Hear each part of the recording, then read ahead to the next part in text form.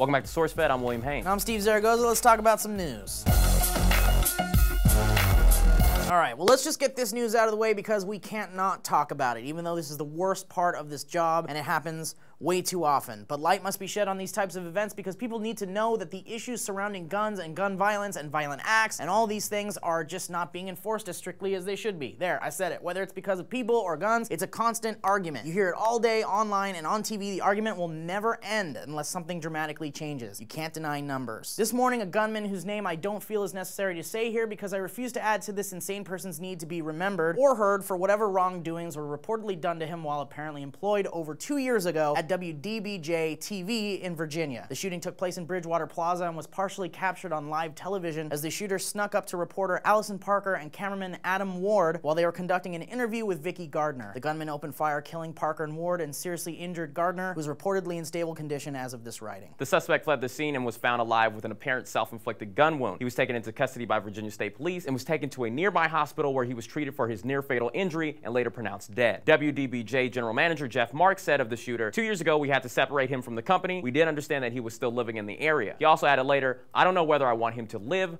or die. Which is understandable in this situation because as humans, our gut reaction to senseless violence like this is for immediate violent retribution. This man should die, some people would say. But does killing the man via our government solve the problem? It doesn't work as a scare tactic to ward off other potential shooters or murderers, and it certainly doesn't stop these shootings from happening. So what's the answer? I don't personally know, and my personal opinion will hardly matter to the US government or anyone else who wants to disagree with me, but I know for a fact that something in the way we handle these horrible incidents needs to change. Maybe we start by not plastering the name and history of the shooters for their deeds to be studied and remembered and potentially copied on the news. Something needs to happen. These shootings are too common, and it's a constant reminder that we can't ignore. History repeats itself. What is the answer? Hearts go out to the families, to those affected by this crime, and we hope that justice is served as quickly as possible. I hope to see a day where we can walk the streets not in fear of what strangers will do. Thank you for those working to make our country safe. All right, so in entirely lighthearted news, Burger King has reached out to McDonald's, longtime rival in the fast food wars, and offered a historical collaboration between the two to join forces and create the McWhopper. Just think of it, two barely edible yet very delicious fast food confections coming together and making sweet love under the golden arches in a royal bed of flame-broiled greasiness. Burger King sent an open letter to the New York Times saying, "Good morning, McDonald's. We come in peace. In fact, we come in honor of peace. We know we've had our petty differences, but how about we call a ceasefire on these so-called burger wars?" Now, Burger King went on to propose that for Peace Day, September 21st, they attempt the one-off McWhopper. That would combine, quote, all the tastiest bits of your Big Mac and our Whopper united in one delicious peace-loving burger. This sounds amazing. Uniting for one day in the name of peace. Why not? They even made an awesome packaging proposal. Look at that. This is the stuff of dreams, Will. I will wait patiently along with the world as we wait for an official answer from McDonald's said no.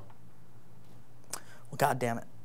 McDonald's CEO Steve Easterbrook replied to the proposal via Facebook and said, "We love the intention, but we think our brands could do something bigger to make a difference. What's bigger than a massive gross PR stunt on TV and on billboards showing off their disgusting Frankenstein burger? That's huge. But honestly, these companies aren't trying to promote peace. They're trying to find an excuse to make more money. Wait until next year when you can get the Martin Luther King Day shake." And alas, it's not happening. McDonald's said no, which means McDonald's doesn't need Burger King's money. For shame on you, McDonald's. This was about peace. Does that mean you'll stop going to McDonald's, Steve? Hell no, Will. Those fries are crack cocaine. Amazon, the company delivering you pretty much anything in just a few days, has just upped the ante by now offering U.S. customers alcohol delivery. They announced Tuesday that they will initiate delivering wine, beer, and spirits for the first time in conjunction with its speedy delivery service, Prime Now. Prime Now is even more advanced because they claim they'll be able to deliver products in 1 hour. That's for me, because I ordered a penis pump and I'm going on a date Friday night. I need my dick to be real big for that date. I've seen Austin Powers, so I know what that is. Which is kind of incredible because Amazon claims it has tens of millions of Prime subscribers. That's like a metric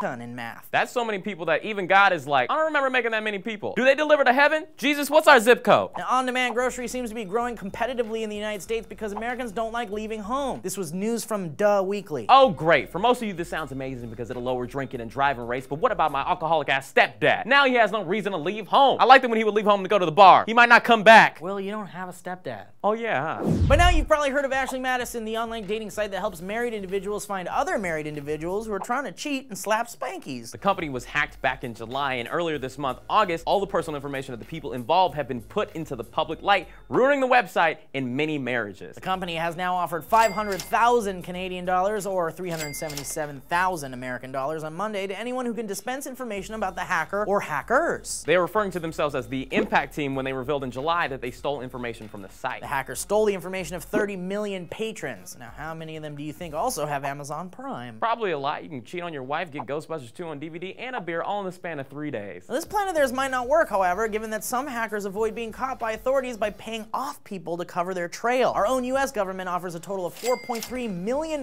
for information leading to the capture of the world's most notorious hackers. I think the government is looking in the wrong spots for the hackers. What if the government is hacking itself? I bet it's somebody that works at the Pentagon. The Pentagon hacked Ashley Madison. It's just probably two guys in a dorm room, Will. Yeah, but like a fancy dorm room. So what do you guys think about the news today? Would you have tried the McWhopper? Will you be ordering alcohol from Prime now? Is your stepdad an alcoholic? Let us know in the comments down below. Guys, this episode is brought to you by the fine folks at audible.com. Go to audible.com/summerfarmer. Then you can get a free download of a story from Kevin Morris's book, White Men's Problems. The book is basically a satirical take on the modern working class folks of the East Coast. The audiobook is read by the likes of such folks as Trey Parker, Matt Stone, don't know if you've heard of them, from the South Park. And also Matthew McConaughey. All right, ready to listen to a book. That's my best Matthew McConaughey impression. And if you check out that link, you can hear one of 9 stories from the book performed by Matthew McConaughey. It's called Summer Farmer. You can check it out now for free until September 30th. Go to audible.com/summerfarmer. And I'm William Haynes. And I'm Steve Zaragoza.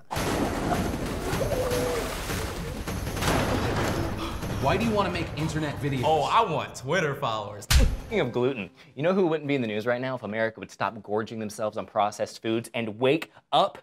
This guy.